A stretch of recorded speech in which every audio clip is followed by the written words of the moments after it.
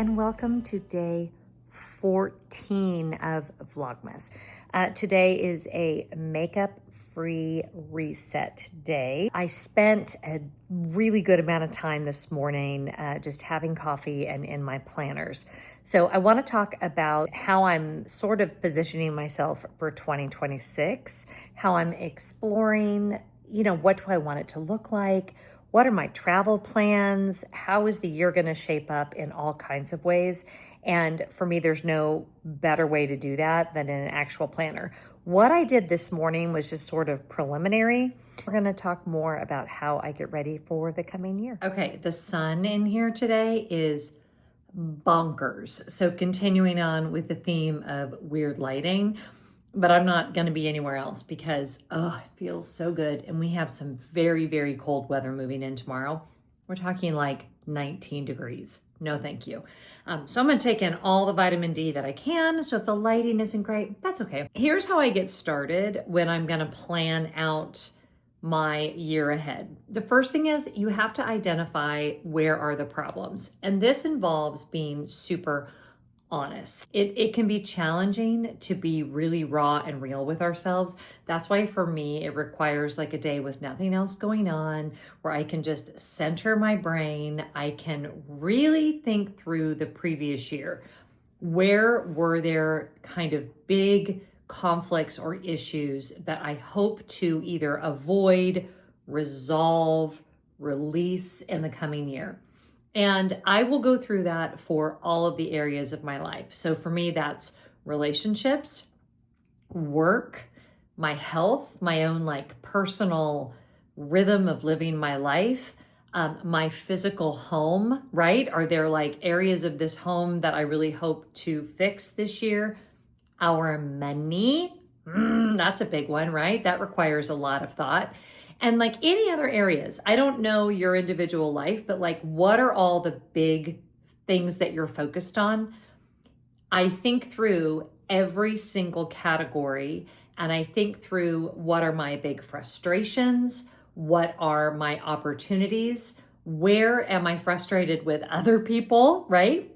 Also though, where am I frustrated with myself? Where am I getting in my own way? And I can't get to that part until I've really mapped out all of the issues first. So that's the first thing, identify the problems. The second thing is figure out, are the problems within your control or are they out of your control? Serenity prayer up that situation. You know what? If you know, you know. And so you need to work through what part of those things is your responsibility. And then the third and final piece of that is to come up with an action plan because you've established that there's some things that you would like to see different than they are now. Then you have to figure out what part of it is your responsibility. And then you have to come up with an action plan for how you're going to make practical changes. So let's use a super tangible, because if we get into relationships and all that, I have no idea what's going on in your life. So let's go with a super tangible thing like money.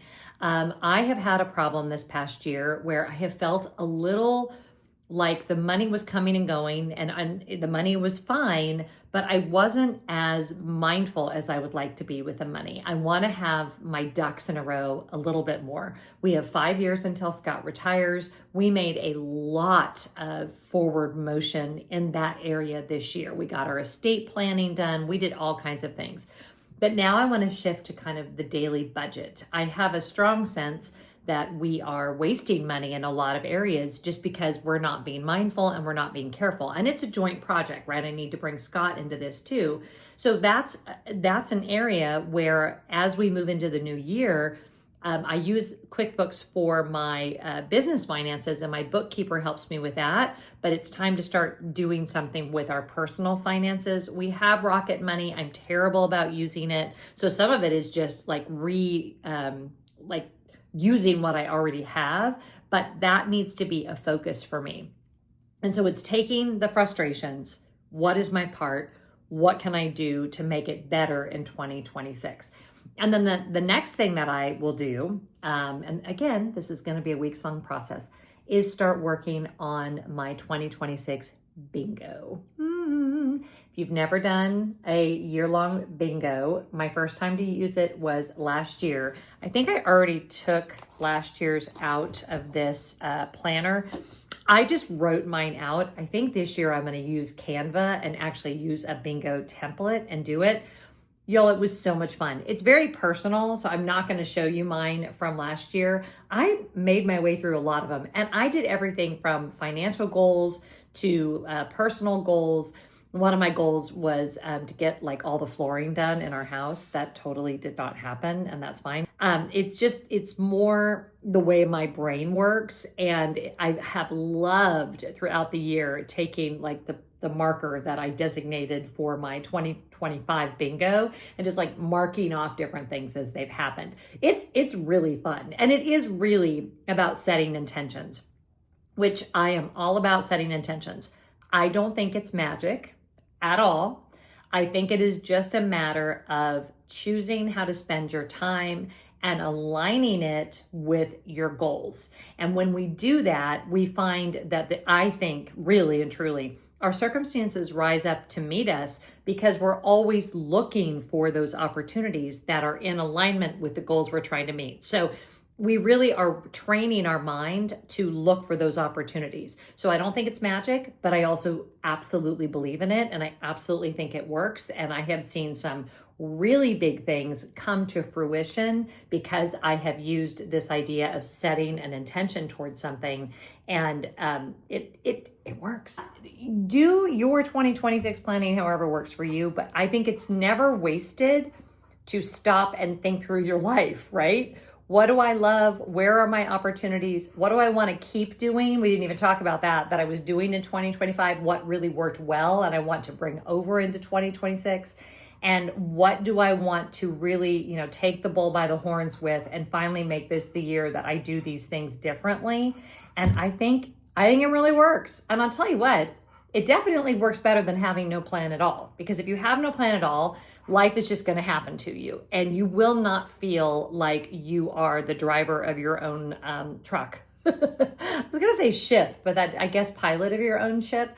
But you are the main character in your own life, and you have a lot more control, in my opinion, than you probably think you do. And you probably have a lot more capacity for change than you think you do. So yeah, good luck with all that. Let's go open some advents. It's so funny, but I think one of my favorite parts about like doing Vlogmas is that y'all get to see all different versions of me. You get to see me dressed up going out. You get to see me no makeup working from home. You get to see like all of the different aspects of my life, I guess. And you don't get that just like throughout the year. So if you've watched Vlogmas up until now, I feel like you really do know me. Like I'm not good enough to play a character this many days in a row. And I love that. Like, I think y'all know my connection with those of you that are watching, the whole community piece of it. It's why I was drawn to being a pastor for 10 years. It's why I've always been super involved in my community. Connection with other people is my highest value. And so, yeah, just thank you for being with me on this journey. It's so freaking fun. Okay, day 14.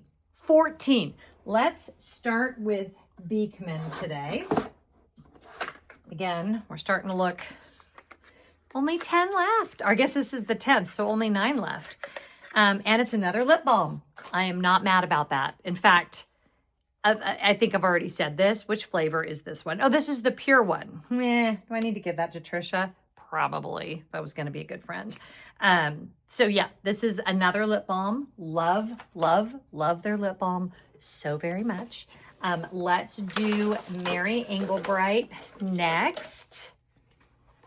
Here we go. Number 14. What did I do with the actual calendar? Oh, it's on the floor. Oh, that's terrible. Oh, what a cute little couple.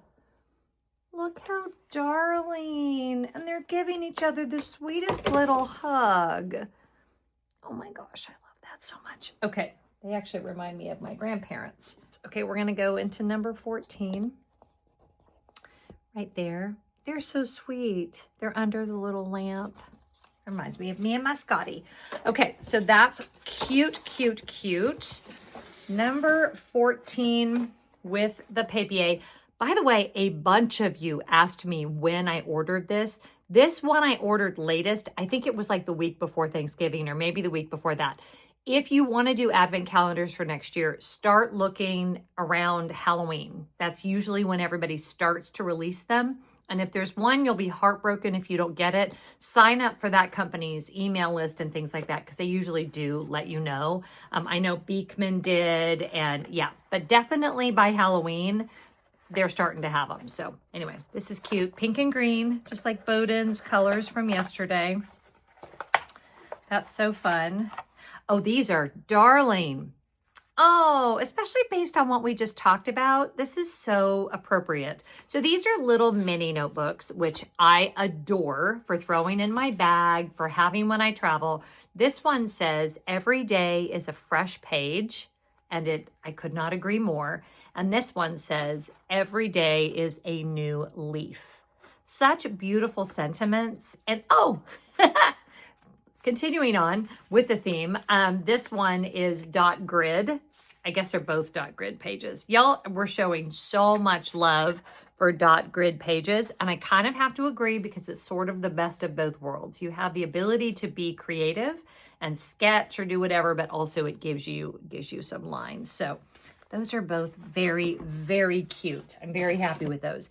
And I'm looking at 15 and I'm very tempted because I don't know why, but I feel like that's going to be really cool. Okay, let's do this. And then we'll do one of our kitsch ones because, because we need to. 12 Days of Christmas. Number 14 right here is another votive. Not that I'm surprised. And this one is Hinoki Lavender. And this is another one of those scents that I feel like is timeless. You could burn this any time of the year. It has a super clean and fresh scent. And it's so funny. I was just talking about my grandmother on my dad's side because she loved the scent of lavender. It was her favorite. Yep. So that's for Grandma Mary. I love that.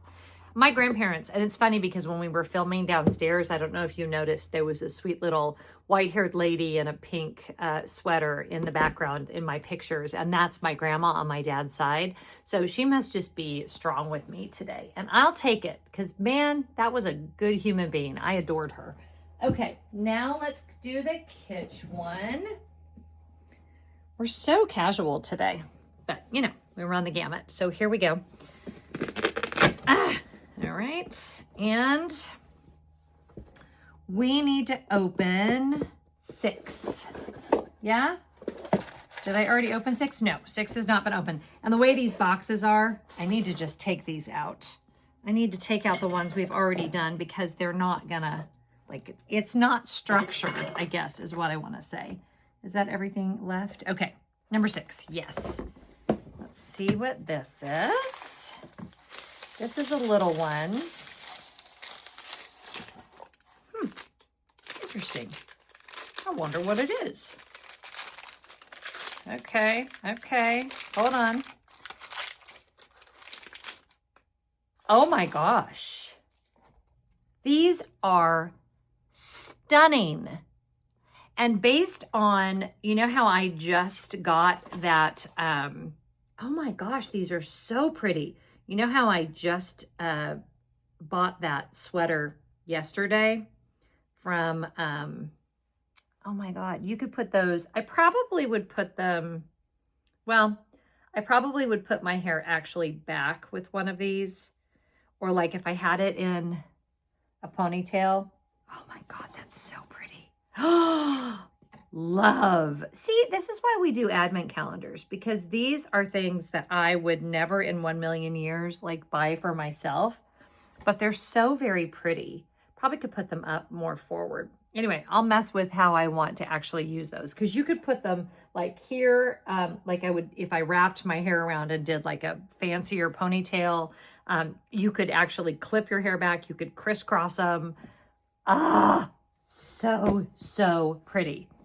Love. Okay, so I was very deep today. I did not actually mean to do that, but I'm not sorry because it's a good time of year for that. There's a lot of darkness and a lot of coldness And if we can put on some music and drink some tea or some wine and be contemplative instead of depressed, I think that's a way to switch it around. Kind of like when you're alone, you can either look at it as being lonely or solitary, or you can look at it as solitude.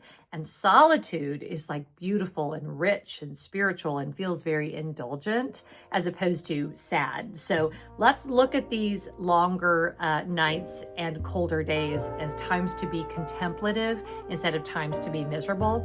Will that work? Maybe not all the days, but it might work some of the days. So and whatever you're doing today, I hope you're finding joy. Happy Sunday, and I will see you tomorrow.